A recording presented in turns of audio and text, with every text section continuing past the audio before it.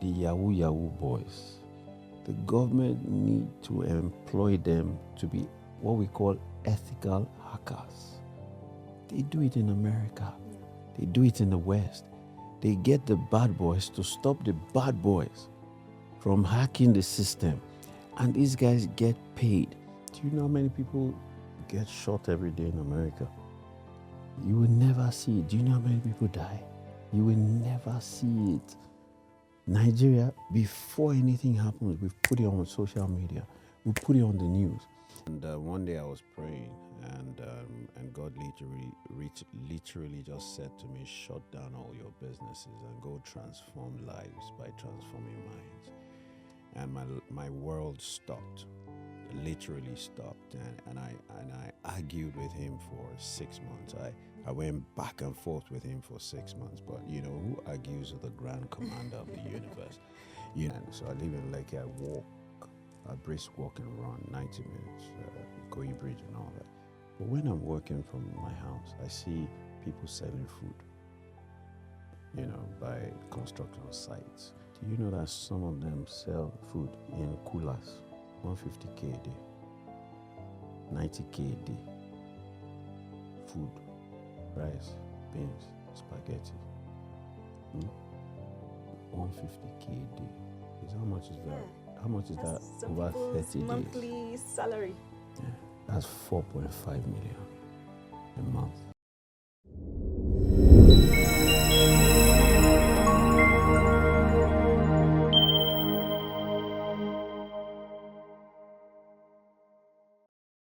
Hello, I'm Simi Drey, and welcome back, Lifers, to Life on the Movement Pod with moi.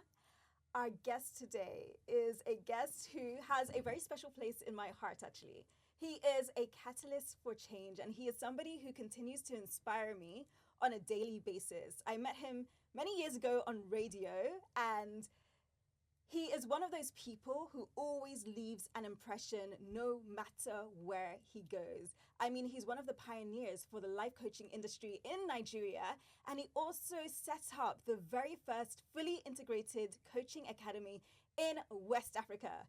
I'm talking about the one, the only, Dr. Lanre Olusola. How are you doing? Wow, it's very, very nice hearing your voice again. I know, after how many years? Sounds like melody. Yeah. After many years of being on the same show with you every Saturday, for years. Yeah. Wow. So, hey, we're back now. We're back. But I mean, you're somebody who, you've created such a legacy. And you've impacted so many lives with your life coaching. And by the way, when you started, I mean, the idea of coaching wasn't even something people were very familiar with on this continent. People didn't take it seriously. People didn't understand how important it was until you came onto the scene. Yeah. So tell us about your journey and how you've been able to impact so many lives. Well, my journey is long, but let me just try and summarize it. So, I studied engineering in university, and whilst in university, I had many passions, and one of which was fashion. So I used to, augment my, pocket money by modeling. I used to model for a gentleman called Dakova. He was one of Nigeria's greatest fashion designers, but I wonder what eventually happened to him. So I used to, do the runway and the catwalk, and so when I graduated, I went to work for about 2.5 years, and then I started my own businesses. And fast forward, I had opened up to 14 expressions of my businesses: fashion, interiors, furniture, telecoms, engineering, image consulting. And one day I was praying, and God literally just said to me, shut down all your businesses and go transform lives by transforming minds. And my world stopped, literally stopped, and I argued with him for 6 months. I went back and forth with him for 6 months, but who argues with the grand commander of the universe? When the creator of the heavens and the earth sends you on an assignment, the one that knows tomorrow, when he prompts you and says to you, this is the reason for what I created you, go and do it. And in 6 months, I yielded to that call, and it's over 2 decades now. A lot of people think, "Wow, you saw ahead of time. We are so intelligent. You are so strategic." And I say to them, "No, it's the one that knows tomorrow that prompted it. It's the one that knows the reason why He created me that, inspired that." And so, we're here after 2 decades, transforming lives, transforming minds, across Africa, across the world. Yes. Yeah, so, it could only have been God. Yes. Yeah. Global. Yeah, we are global. Yes, yes.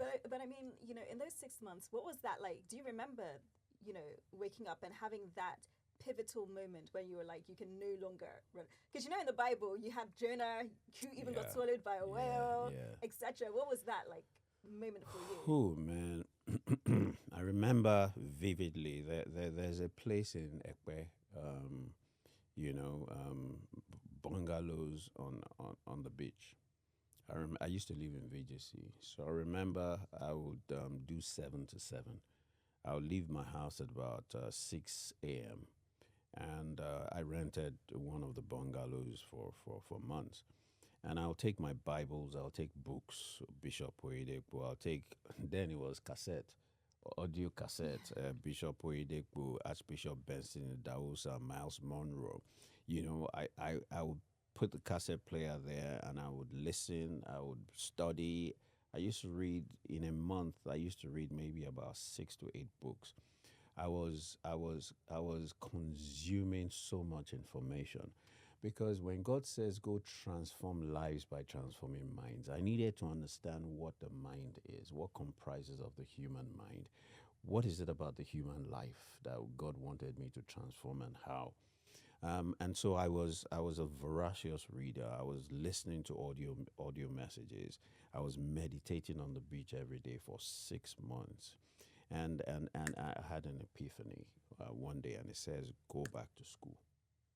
And so I started to search for life coaching schools. I started to search for mind transformation schools, and I found the coaching academy in the UK. And that's how it started. I went off to the UK to study life coaching, performance coaching, neuroscience, NLP, energy psychology, and the rest is now where you're speaking to Dr. Lanre Olusola. Brilliant, absolutely Yeah, brilliant. yeah. So, of course, we had to have you as our guest because of the topic we want to discuss. The topic is quite a heavy topic. I mean, you spoke about, understanding the minds of people. We're now talking about a nation because our topic today is the dangers of the misalignment between the consciousness of a nation and its people. Now, that might be a mouthful for a lot of you. So, can we just break it down? What exactly is the essence of the consciousness of a nation? All right. So it's a very simple but complex concept. But let me try and break it down, right? They say that the family is the very epicenter of a community, a society, or a nation, the family unit. And the family unit is husband, wife, and the children, right? But if we now, look at that at a macro level, right, you'd realize that if you put families together, right, they become communities. When you put communities together, they become, societies. When you put societies together, they become states. When you put states together, they become a nation. Now, a lot of us think that it's the geographical space that is called Nigeria. Let's take everybody away. What do we have? Nothing. So the real essence of a nation is its people. Wow. Now, if we now break it down to consciousness, right? What is consciousness? Is this generation, they call it wokeness. It is about awareness. Yes. It's about spiritual awareness. It's about psychological awareness. It's about mental awareness. It's about intellectual awareness. It's about emotional awareness. It's about societal awareness. It's about relational awareness, right? All of those constructs, right, are supposed to, be what makes a nation. Now, A nation is the sum total of its leader and its people. So if you have a right leader, right, with the right consciousness and the right vision, it drives the consciousness and the vision of the people, and they progress. And if you have the wrong leader, he has the wrong vision, he infects the consciousness of the people and they regress. And so if we looked at nations like Singapore, and we looked at nations like Dubai or the UAE, or you look at nations like India that is bouncing back from regression, you'd realize that the critical, you know, bastion or critical thing that happened that brought about change is that they had leaders with the right vision and the right heart for the people. And so it trickled down, and the people began to believe in the nation, and the people began to become productive. And so, the whole concept of power by the people, for the people, right? The people, together with their leader, make the nation. And it is your mindset about your nation that influences your beliefs about your nation, that influences your emotions about your nation, that influences your decisions and your actions. And so you realize that consciousness is a function of the internal dynamics, your thoughts, your beliefs, your emotions, your feelings, your state, your decisions, your actions. And so if we break it down and you ask any Nigerian about Nigeria, we're always speaking negative. We often don't have anything positive to say about our nation, about our people. We're very aggressive one towards another. We pull each other down. In fact, there is a syndrome, they call it the pull them down syndrome in Nigeria. And it is reflective in what is going on at the macro level. Now, if we want to change Nigeria, very simple. There is a quantum equation. And that quantum equation says that if you have a square root of 1% of the population of a community, think the same thing, hold the same vision, speak the same thing, feel the same thing, and hold the state of progress, positivity, harmony, peace, love, the nation will change. And if they hold that state consistently for a period of time in meditation, in consciousness, in visualization, that community or that society will change. And there's evidence to that fact, right? If you Google it, a group of people that understand meditation went to Washington, D.C. And they call Washington, D.C. the crime capital of the world. Oh, really? Yes. The crime in Washington is on another level. So these, hundreds of guys went to Washington, and they went to meet the equivalent of commissioner of police, right? And said to him, we are going to be here for a few weeks. We're going to meditate every day, right? For this duration of time. We're going to drop the crime rate of Washington by 25, 27%. And the inspector or commissioner of police, whatever it's called, said to him, the only thing that can do it is 12 inches of snow. But guess what, right? By the time these guys came back and they measured the crime rates within the duration, it had dropped by the certain percentage. Oh, wow. Yeah. Now, the power of life and death is in the tongue. Secondly, as a man thinks in his heart, so is he. If we want to change Nigeria, you and I and every Nigerian, we have to start thinking positively about Nigeria. We have to start believing in Nigeria. We have to start holding the right emotions, feelings, and state. We have to start acting right towards one another. We have to start loving each other. We have to start holding peace and harmony. Once we start that and we create a cumulative number of people that do it, and these people are walking in the consciousness of positivity and harmony, Nigeria will be transformed. The reason that why we're still where we are is because the people don't get it yet. So, I mean, what is the role of the media and even social media when it comes to, shaping these mindsets? Because I look at America, we watch American films. No matter who the bad guys are, it's the Americans that come to save the day. Yeah. In their schools, it's all about the national anthem. They have their flags, waving high. And if you know the history of America, you know that the people living in America are not actually American. Yeah. However, there is such like a strong national identity in Nigeria, in America. And then you look at Nigeria and you talk about, the positivity, but the minute you leave your house, number one, if there's light in your house, if there's no light in your house and you wake up hot, mosquitoes have been biting you, you now enter the traffic.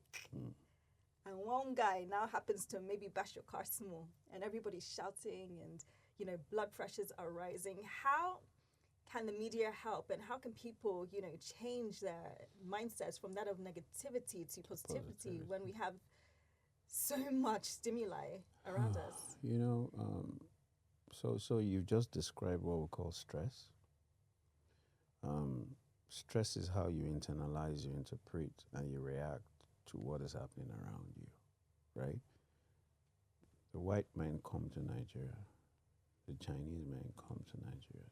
The Indians come to Nigeria. The Lebanese come to Nigeria. The Jews come to Nigeria. And what do? They prosper in the midst of all these challenges. Look, it is when you have challenges that you have the most opportunities to break through. Let me give you some basic classic examples.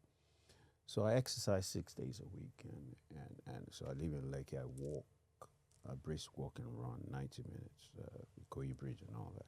But when I'm working from my house, I see people selling food, by construction sites, people with trucks of pure water, supplying them water. So one day I went to sit with some of these people that supply food.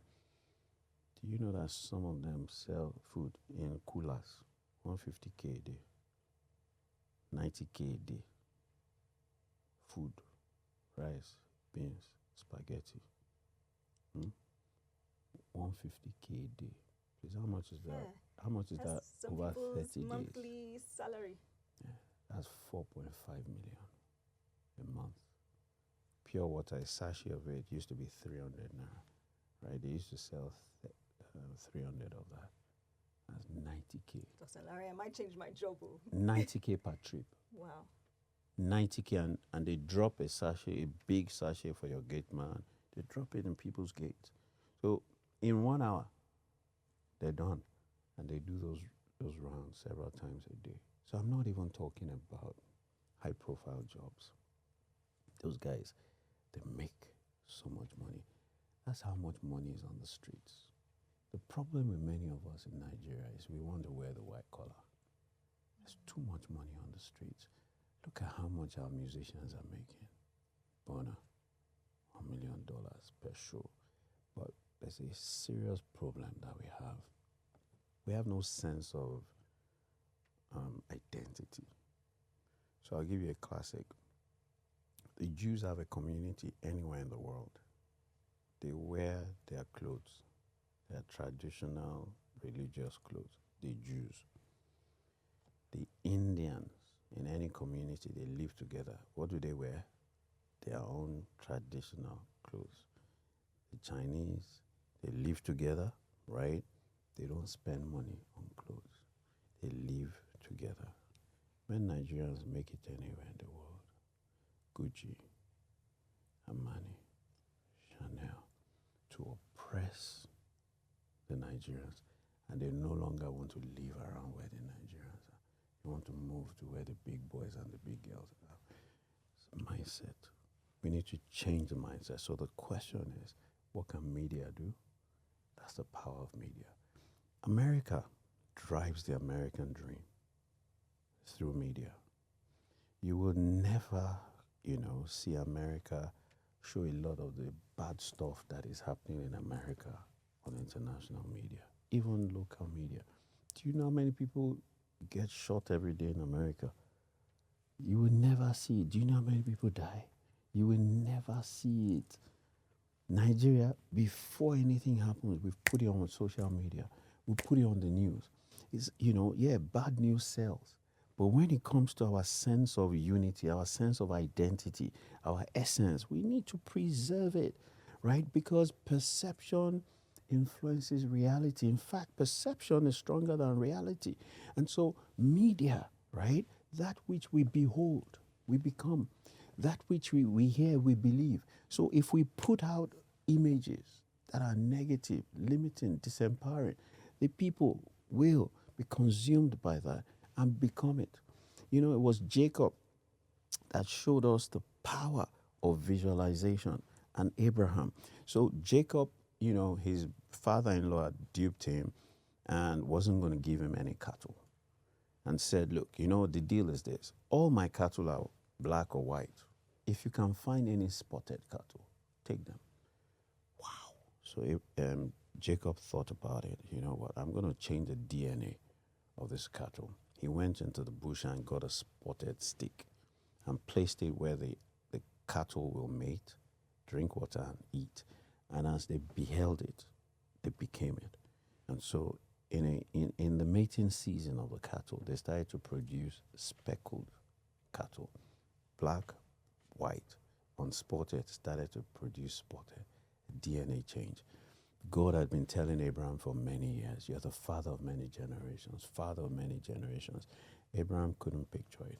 And so one day God got an epiphany and stepped out and said, Abraham, come, let's go for a walk. Can you count the stars?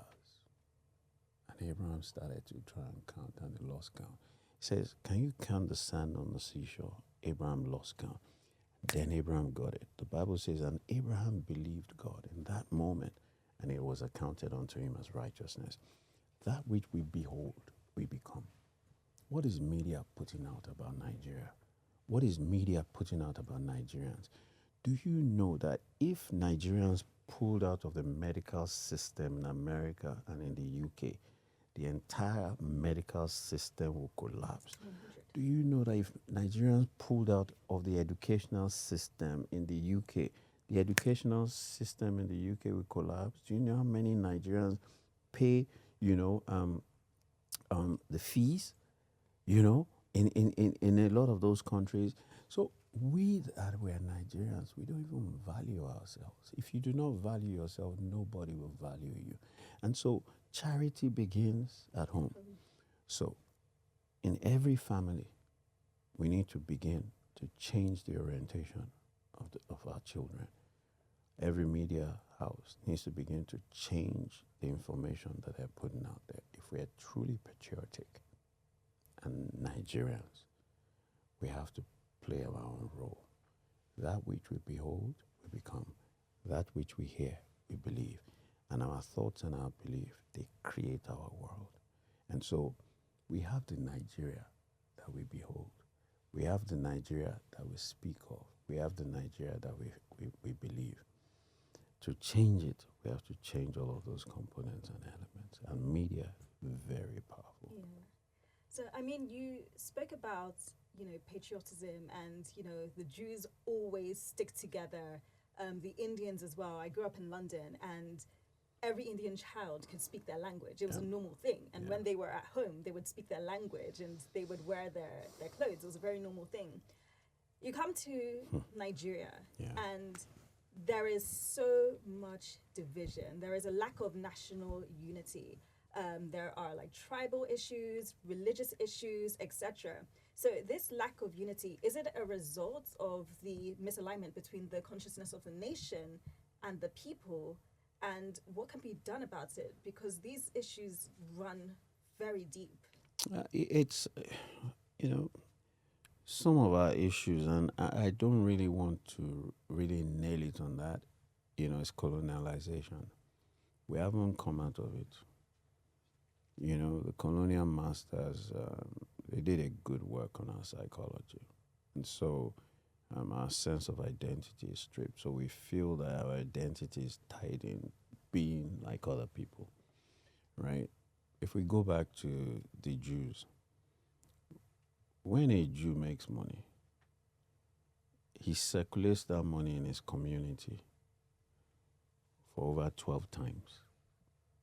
So the cab driver will take part of the money. His clothier will take part. His departmental store will take part of his money. He circulates it in the system more than 12 times. The Chinese, they do the same. The Indians, they do the same. Once a Nigerian makes money, the money leaves the system. It's because of this. Look, our solution is simple. Where was Dubai many years ago? It was nothing. Nothing. What did they do? They had a leader.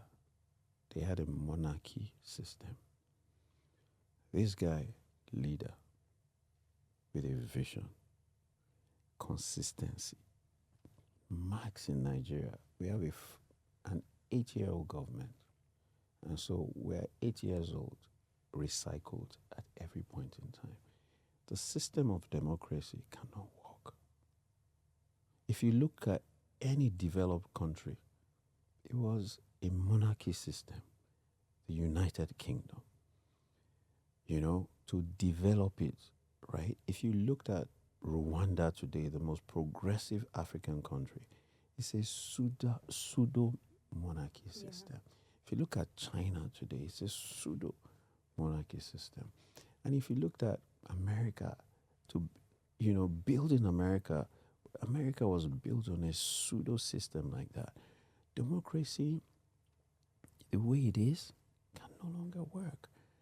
If you look at the problem of America, it's democracy now. If you look at Europe, their problem is now democracy.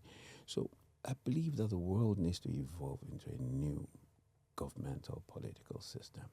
And we need to really look at the systems that are working.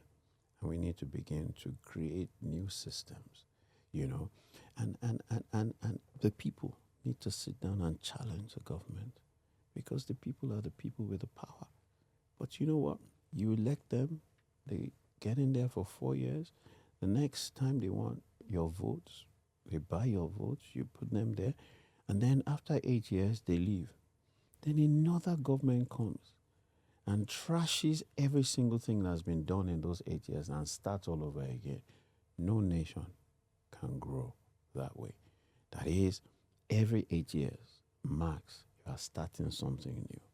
There's no progress. There's no growth.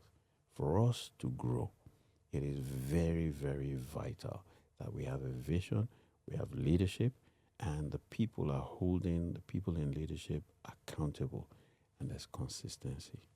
And just to buttress what you're saying, there was actually an interview that I actually overheard. So I wasn't sure exactly who said it, but he was an Emirati, I'm guessing one of the royals.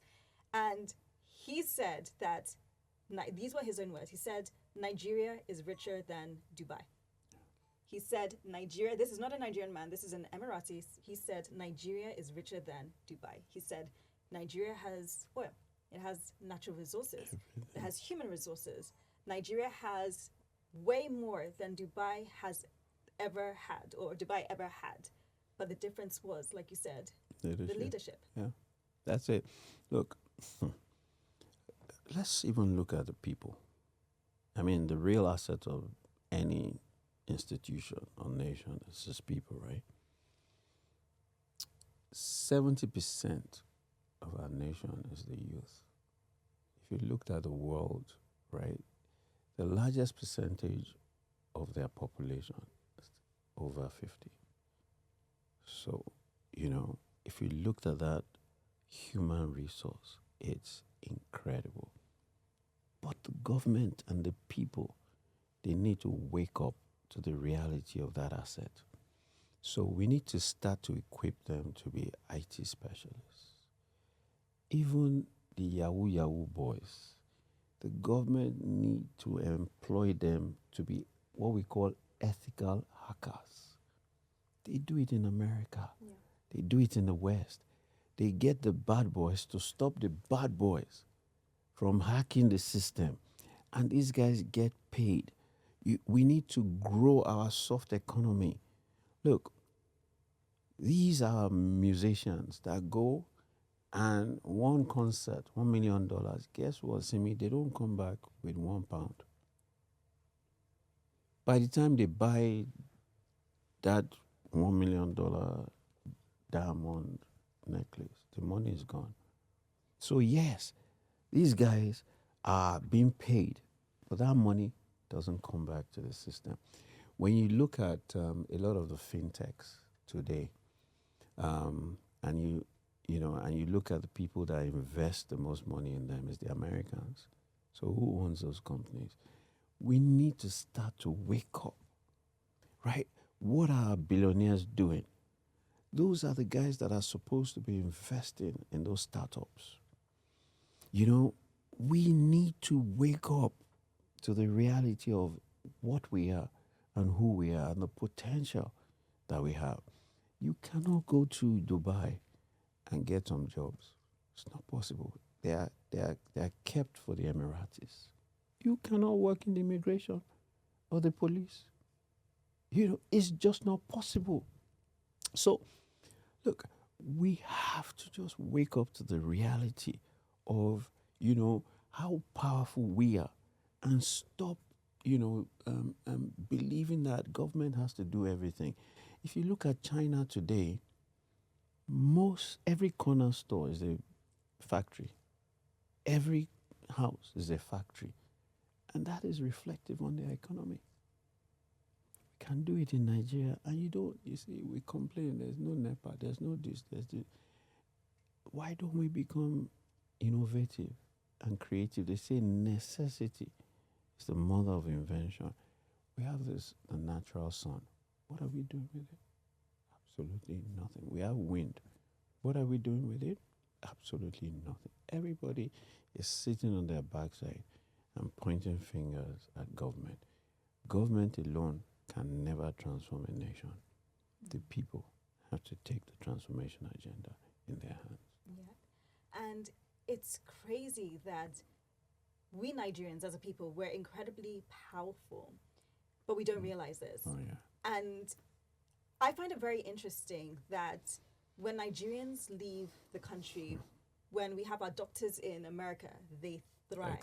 They excel. In fact, there was even a statistic in America, and Nigerians were one of the top most educated minorities in the entire country. Not one of the top, the most yeah. educated community in America is Nigerians. Yeah. Nigerians. In fact, there was even a Twitter talk where a lot of African Americans were complaining that Nigerians were taking all their jobs, their high-paying jobs. And that's just a testament to how powerful we are as people. So is there a problem with our educational system? Because when people criticize the educational system in Nigeria. However, despite that, we are able to thrive when we go abroad. So is the resolute nature and mindset of the people, right? At the end of the day, what education does is it makes you literate. That is, you can communicate, and it makes you numerate. You can add numbers. You can measure space, time. You can coordinate, and then they add to it. That's why they say you must have English and mathematics, right, as the foundation. It's to make you literate and numerate. That's all you need, really and truly. Find a problem and solve it. And that's what we need to begin to do.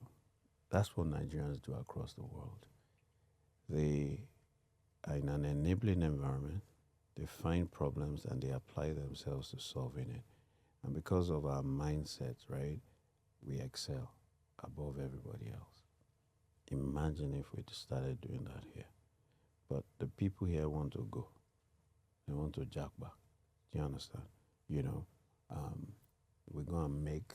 Look, who built Europe? Who built America? We did. So they came to take us to go and build those nations, right? And the diaspora has always been involved in rebuilding nations. So if you look at Israel, if you look at nations that had gone down, that they rebuilt. It is the citizens in the diaspora combined with the citizens in country that rebuild. We need to start getting that and putting that back in place. The Nigerian diaspora have a lot to do in rebuilding this nation. We that were here, we have a lot to do in rebuilding this nation. That collaboration is the master stroke for rebuilding this great nation that is called Nigeria. It is important, right, that we recognize that there is nowhere else that is home Yeah. like Nigeria. Nowhere else. And until we let that reality sink in and we realize that charity begins at home, we will never come together to do it. Yeah. And you're right about the fact that, colonization did, so much damage to us. But it's one thing that every single year when we celebrate Independence Day, because we've had over 60 years of independence, but at the same time, like you mentioned, the fintechs are being invested into by American companies. And this is something I've asked myself, that if there is such a misalignment between the consciousness of a nation and the will of the people, then whose will is controlling the nation? Is it external forces that we are celebrating independence from, since it's not us? So it is. So yes, there's an agenda. There's a Western agenda to always keep us under, check and control. We understand that. But you see, when you free a monkey from the cage or from the bush, right, the bush is still in the monkey. So physically, that monkey is free. But psychologically, that monkey is not free. Yeah. So they've sold us their education. They've sold us their religion. They've sold us their political system. So who's in control? Yeah. So it is very important that when we get freed from the jungle, we must refree ourselves mentally, intellectually, psychologically. And, the unit that does that freedom is the family unit. What are your family values? Man, before, you couldn't even go and tell your father that you want to be a talk show host. No. Talk show host. Or you want to be a videographer or photographer. They don't burn you. You must be lawyer, accountant. We had core strong family values. Where are they today? Where are they today when the father is telling the son, see, Emeka, your friend, has bought a Mercedes for your papa. With my own Mercedes. How you get it is your business. Why? Because Emeka's father has a Mercedes that is oppressing your father. Your father too wants to big up. So we have ditched our core values. At that time, the naira was stronger than the pound. Yeah. The economy was boisterous. If anybody went to school abroad in the overs, once they finish, they are coming back here to rebuild the nation. But now, everybody wants to japa. We just need to retrace our steps. And like I said, charity begins at home. Yeah. So very quickly, because we do have to round up. We've talked about some solutions, but just so this hammers home, what is the danger? Because I often think to myself, what exactly is the future of Nigeria? So what is the danger of, a nation that continues to be in misalignment with the consciousness of the people? Ultimately, right, Nigeria will become what it's meant to be because there's a purpose for Nigeria in the scheme of God's agenda, right? There's a purpose for this entity called Nigeria, right? So God's children were sent into captivity for 430 years because they didn't learn their lesson. They were stiff-necked people. But even though God says 400 years, give them Jara, 30 years extra. So they were held as slaves under Africans in Egypt. Yeah. So Africans held the Jews as slaves. But what symbolically happened was in those 430 years, the Jews began to learn, they began to grow, they began to innovate. And then when they left, they started to blow. So, and when they left, instead of a 40-day journey, they still were there for 40 years because of the mindset of slavery. So God wiped off a whole generation in the wilderness so that the people that went into the promised land were the people that had been coached and mentored by Joshua and Caleb, who had a mindset.